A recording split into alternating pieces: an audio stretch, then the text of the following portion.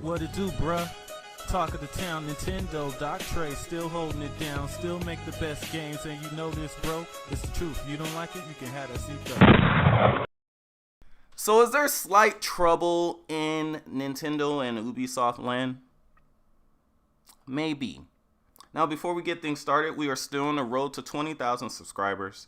So if you're interested in Nintendo Switch 2 content and discussion and you're not yet subscribed to the channel, go ahead and hit that subscribe button. And if you like the video, click the thumbs up. Also hit the bell notification so you can keep up to date on my videos, which I usually will upload daily. And also leave a comment in the comment section. Let me know what you think about the video.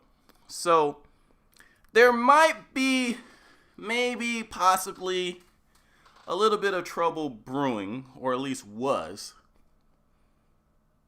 in Nintendo and Ubisoft land. And it's something I think people, with all the hype and all the announcements that's been going on with third parties and with the Switch 2, that's been lost in the shuffle and people aren't even like realizing it. But there might be a little bit of trouble in Nintendo and Ubisoft land, because as long as I can remember, pretty much, I think at the very least, going all the way back, at least back to the original Wii, there has always been Ubisoft launch titles for Nintendo hardware. Whether they launch the same day or a lot of times announce an exclusive for the Nintendo console to come out at least within the launch period, or at the very least being announced the day of the system, the same day the system was announced or first shown off.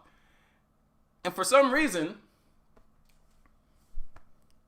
despite Nintendo and Ubisoft's close, very close relationship over the past couple decades, I mean, they let Ubisoft make a Mario game. Like they lent Mario out to Ubisoft. They're that close. And not just like what they did with EA, where it's like put a Mario skin on an NBA street. Like, no, they lent their characters out to Ubisoft for them to use for a full game. Yet, with the Switch 2, what happened? We have one game officially announced for the Switch 2. And that's Star Wars Outlaws, which, if you guys remember correctly, I was the first one to tell you guys it was coming to Switch 2 a long time ago. But anyway, that is the only official Switch 2 game announced thus far for the Switch 2. And it doesn't even come out until September. Right? Now, there's rumors that Assassin's Creed will be coming to the Switch 2. And then also, it looks like Ubisoft is teasing an upcoming Splinter Cell remake announcement. So that will probably for sure also hit the Switch 2. But this is way different than past generations. Not only do we only have one game officially announced for Nintendo's new system, but it doesn't even come out until September.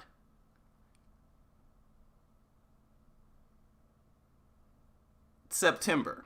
Ubisoft. This is Ubisoft we're talking about. This was like Nintendo's right hand. This was like their closest third-party ally. And they have no launch games. Like, these niggas didn't even announce Just Dance. Nothing. Like, no launch games for the Switch 2 whatsoever. And they just showed us a little clip of Star Wars Outlaws, which even then it looks like it could be handheld footage. So the question is, what happened? What changed this relationship? Well, I think I got an idea. So if you guys have been following Nintendo and Ubisoft's relationship over the past, especially rumors, the rumor mill, is that Ubisoft kind of has, what they call loose lips. They like to talk. They can't hold water at all. And a lot of the pre-announcement console leaks regarding Nintendo and even other consoles have largely been contributed to Ubisoft. Whether it's the Wii, the Wii U, and maybe even the Switch. But Ubisoft is pretty much known for talking too much, right? So there's that, the Switch 2 specifications and details about the Switch 2 have been leaked over the years. Nintendo obviously didn't like that. And you got one of their closest allies that likes to talk. So yeah, maybe, just maybe, they didn't want to take that risk.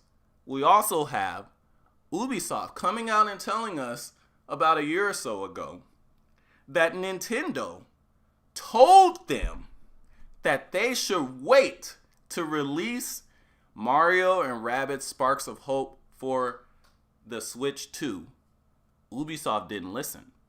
They didn't listen, and the game sold significantly less than the original title. So we have the fact that Ubisoft is known for talking too much about secrets they're not supposed to say, and then also they did not take Nintendo's advice to wait and release this as a launch title, and the game underperformed.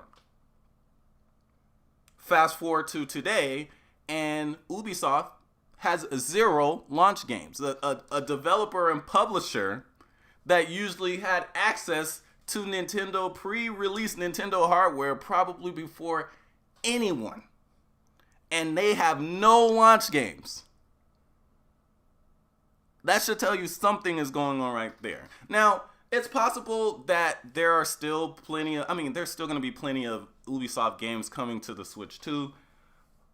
And their relationship could be fine, but the fact that they have 0 launch games releasing during this period, and they've always had launch games releasing through a new Nintendo hardware cycle of the last over 20 years, and now all of a sudden they don't.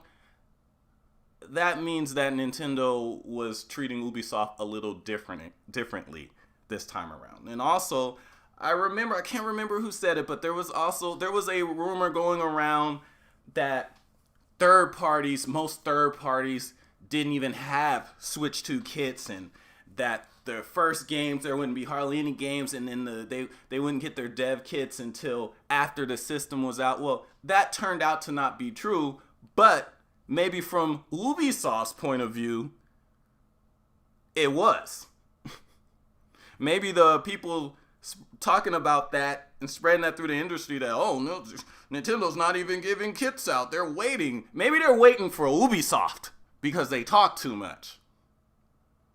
But yeah, something definitely went on with that because Ubisoft, if this is normal Ubisoft, they would have had 5 titles announced for the Switch 2 already, and they damn sure would have already had a date. They would have made sure they had something day one ready to go for Switch 2. There's no way that if their relationship was the same as it's been over the past generations and they got their dev kits early like they always do, there is no way that Ubisoft would have missed a Switch 2 launch.